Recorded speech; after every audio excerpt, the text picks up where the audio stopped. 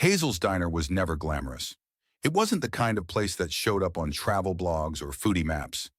Its walls were mustard yellow, its tables slightly uneven, and its coffee reliably bitter. But it had a pulse, a rhythm built on years of repetition and quiet moments. You could always count on it to be open by sunrise, rain, or shine. Avani Patel had worked the early shift for nearly a decade.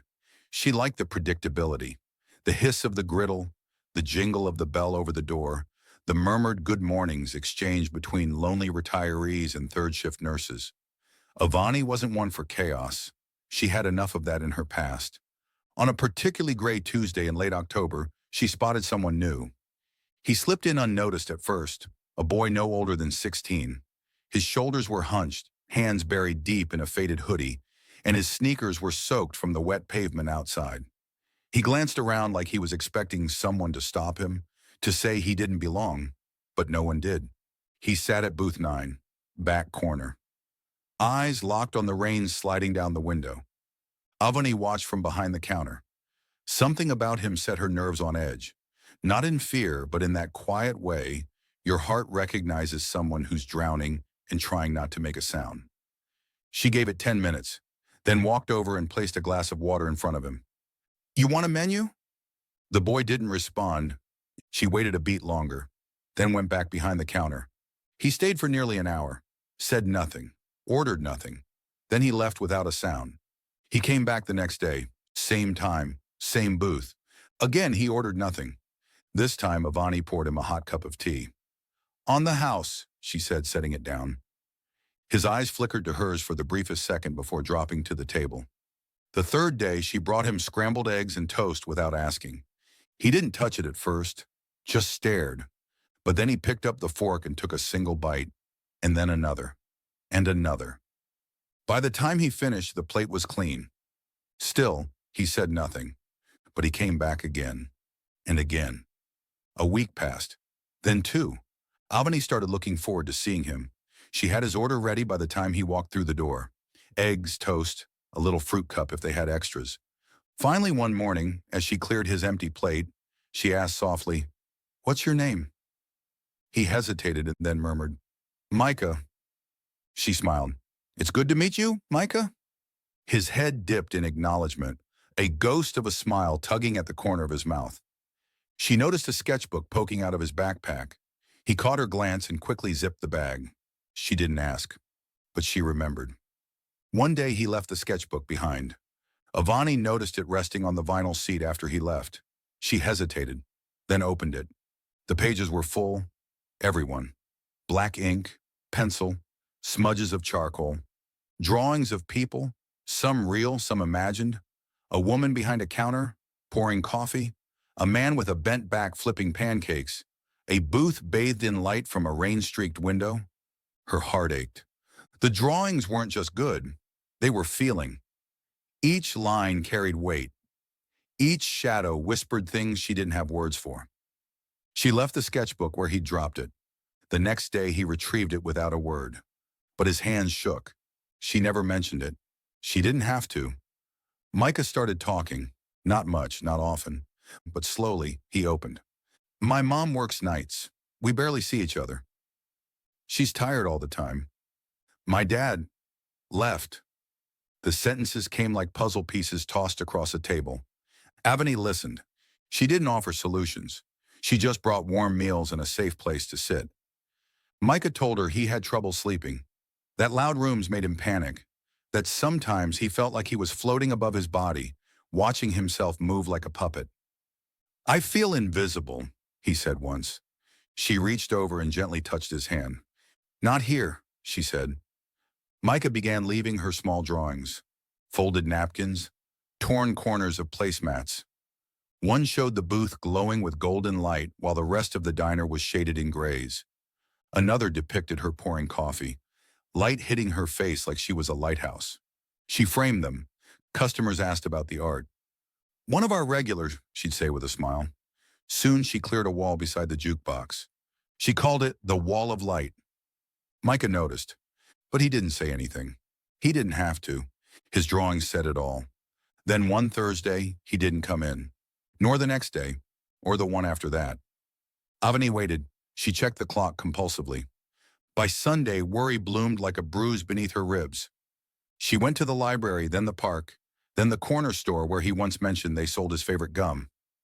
Nothing. Finally, she checked with the high school. They wouldn't tell her much, but a sympathetic secretary whispered, "He was admitted. Mental health hold. They're calling it an intervention." Avani sat in her car and cried.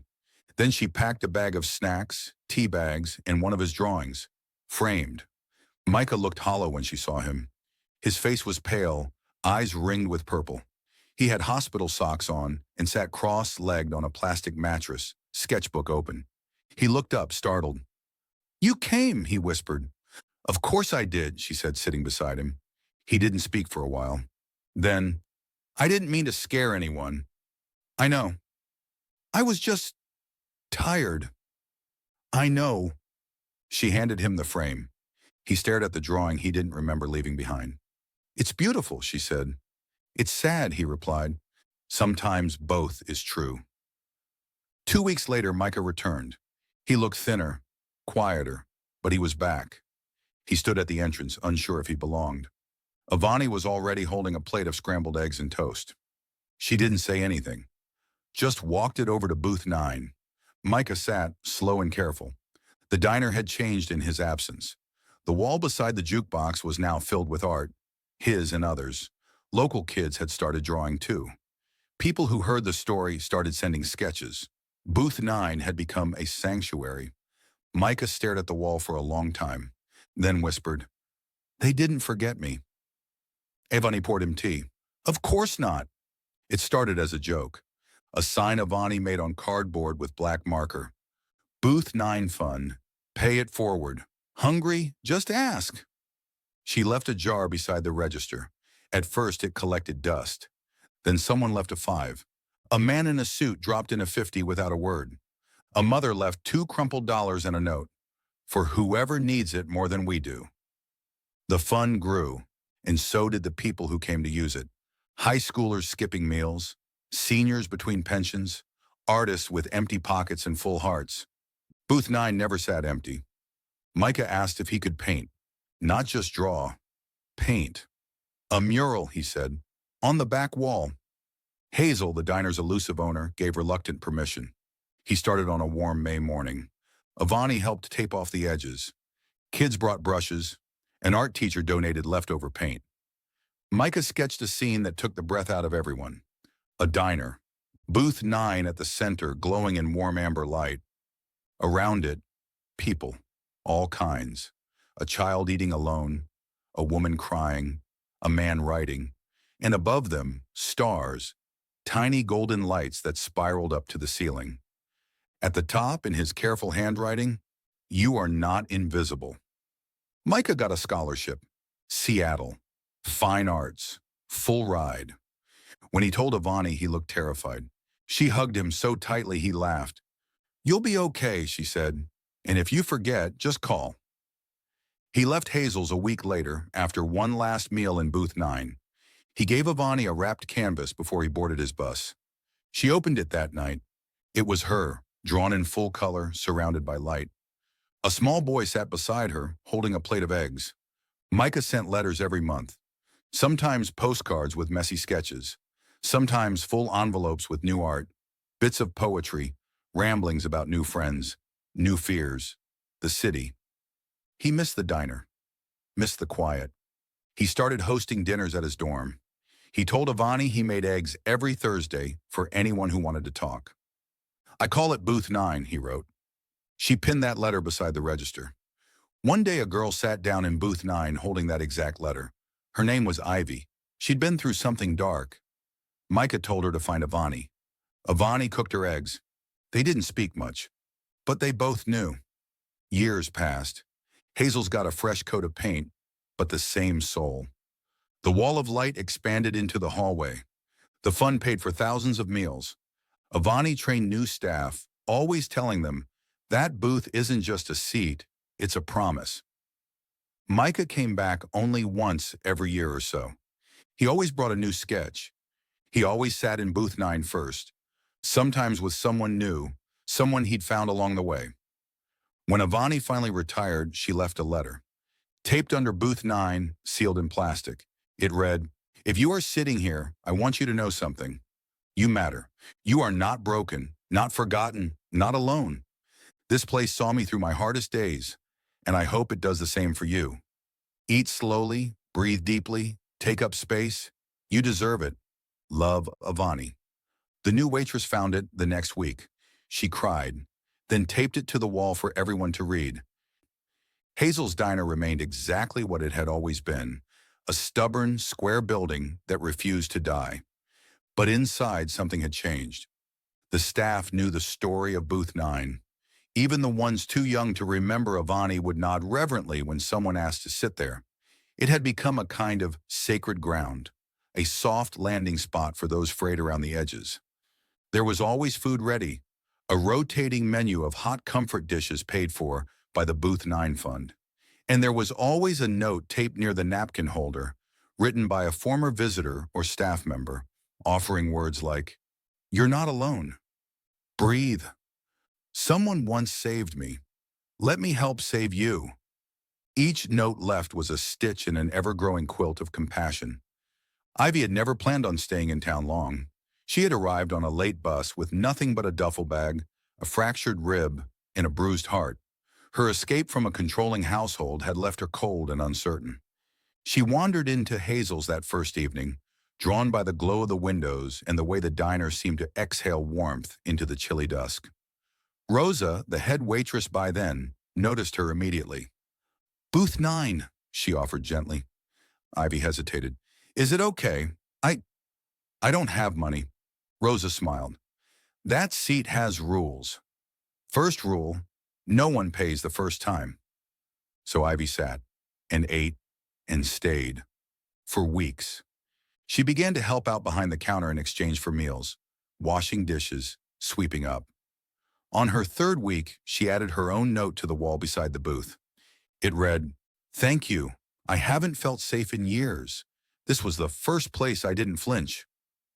Micah had moved on to larger canvases. His work was gaining recognition, small galleries, online exhibits, local publications. But he never forgot Hazel's. Each of his exhibitions featured a piece called Booth 9. The original was never sold. He kept it close, sometimes traveling with it, sometimes leaving it in the care of the diner when he traveled overseas. He returned to Hazel's twice a year, not out of obligation, but gratitude. Once he brought a woman in her 60s with a weathered face and wide, quiet eyes. "This is my mother," he said. Avani had long since retired, but Rosa remembered. They gave her Booth 9. Micah and his mother sat across from each other, surrounded by artwork, handwritten letters, and the quiet hum of something deeper than forgiveness. Later that day, he donated 5 new paintings to the diner's growing gallery wall. Each depicted a diner. Each had a warm booth. And in each, someone was smiling, being seen for the first time. By year 8, Hazel's had served over 1,000 free meals through the Booth 9 Fund. A plaque was added beside the booth. Booth 9. For the unseen, the unheard, the healing. You are always welcome here. There were whispers that Hazel's had inspired copycat programs across the state, cafes that offered kindness counters, restaurants with community tables. Even a bistro in Portland reportedly had a table named Booth 9 in its honor. Micah wrote a children's book titled The Empty Seat. It told the story of a booth that sat alone in a diner until one day someone sat there and the world changed. It sold quietly, but those who read it passed it on. Avani lived in a quiet house near the lake. She traded her apron for a garden spade and wrote letters by hand every Sunday. She received updates from Hazel's every few months, new visitors, new stories. She kept them in a wooden box by the fireplace. One rainy afternoon, Micah showed up unannounced. She invited him in like no time had passed.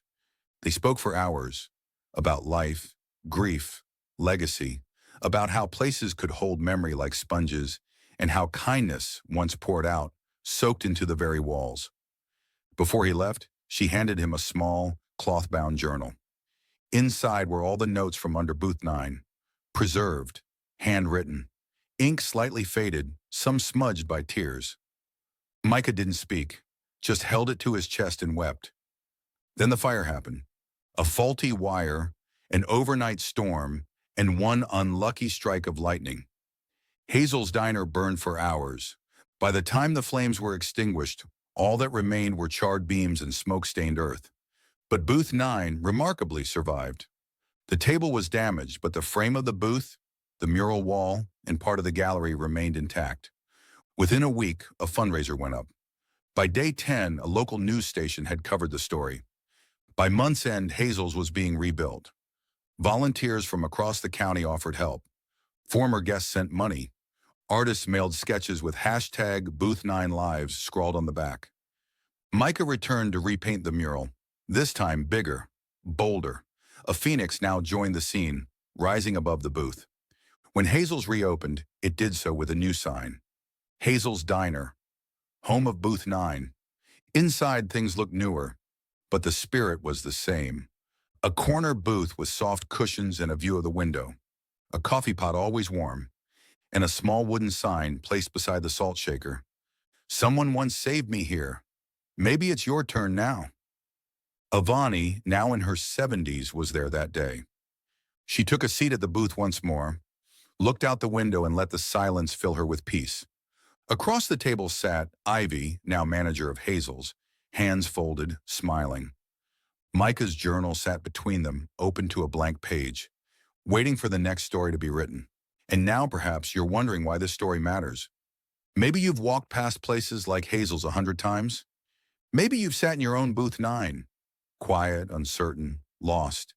Maybe no one saw you, but someone will. They always do. Maybe not today, but soon. Someone will hand you a plate without asking. Someone will give you space without explanation. Someone will make you feel real again. And when they do, when you're finally able to eat and breathe and believe, you'll pass it on, just like Micah, just like Avani, just like every soul who ever found sanctuary in the glow of a booth no one believed could matter. But it did, it does, and it always will.